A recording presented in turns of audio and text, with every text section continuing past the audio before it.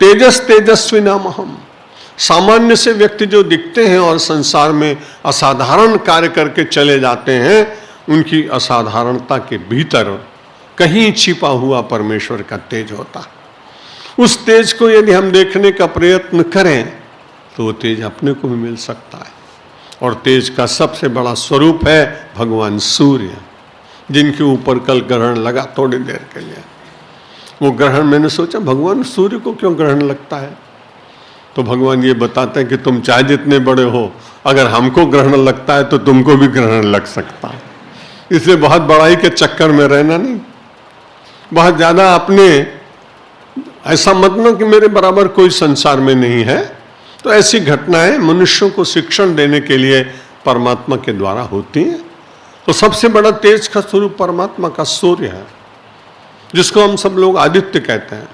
सूर्य नमस्कार में प्रत्येक समय उसके अलग अलग भास्कराय नमः, रवये नमः, सूर्याय नमः, आदित्याय नमः, इन सब शब्दों का उच्चारण करके हम उनको प्रणाम करते हैं। इस देश का प्रत्येक व्यक्ति प्रातः काल उठकर तेज की उपासना करता है। अंधकार को मिटाकर प्रकाश की उपासना, ये तेज की तो उपासना है।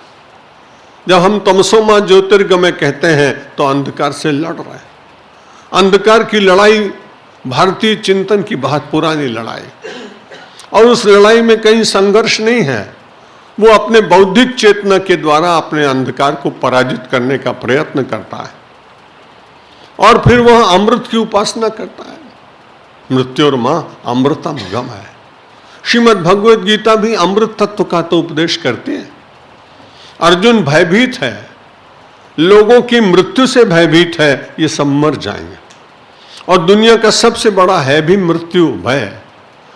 हर एक आदमी को इस बात की चिंता होती है कि मुझे जाना पड़ेगा। जितनी वस्तुएं मिली भी हैं वो सब भयभीत हैं। भोगे रोग भयम, कुले च्युति भयम, वित्ते नृपालाद भयम, शास्त्रे वाद भयम, गुणे कल भयम, रूपे जराया भयम, सर्वं वस्तु भयान्वितम भुवि नृणाम वैराग्यमेवा भयम। भर्तरी का श्लोक। अपने राज्य का उसने परित्याग किया है। परित्याग करने के बाद किसी ने पूछा कि राज्य को क्यों छोड़ दिया? बोला सब जगह भय भय भय दिखाई पड़ रहा था। संसार के जितने पदार्थ हैं, यदि उनका सबसे ज्यादा सेवन आप करें तो भोगा न भुक्ता वयमेव भुक्ता। वो संसार के भोग तो फिर भी जीवित रह जाएंगे, लेकिन वो भोग आपको खा जाएंगे, वो आपको नष्ट कर देंगे। इसलिए उन्होंने, भर्तरी ने कहा कि मुझे भय लगा कि राज्य के तमाम भोगों को बीच में यदि मैं अपने को विलीन कर दूं तो परिणाम क्या होगा? भोगे रोग भय। भोग के पीछे रोग का भय है। कोई बहुत बड़ा जाति में उत्पन्न हुआ तो उसको हरदम डर लगता है कि मैं जातिच्युत न हो जाऊं। भोगे रोग भयम, कुले च्युति भयम। और किसी को बहुत ज्यादा पैसा मिल गया तो राजा का भय लगा हुआ। वित्ते नृपालाद भयम, कि कहीं रात को रेड न पड़ जाए, कहीं छापा न पड़ जाए। तो भोगे रोग भयम, कुले च्युति भयम, वित्ते नृपालाद भयम, मौने दैन्य भयम। कोई आदमी मौन हुआ तो उसको दीनता बहुत स्वीकार करनी पड़ती है। मैं हर 5-6 बरस के बाद 1 वर्ष मौन प्राय रहता हूं। अब जब कभी मौन के दिन किसी के यहाँ भोजन करने चले जाए, मेरी व्यक्तिगत जीवन की कठिनाई है ये, मैं भोजन करने के लिए गया, मुझे करेला बहुत अच्छा लगता नहीं, पर परोसने वाले ने करेला डाला।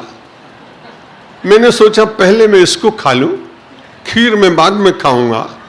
जब मैंने करेला खा लिया तो वो समझता है कि इसको करेला अच्छा लगता है, इसलिए हर बार करेले ला।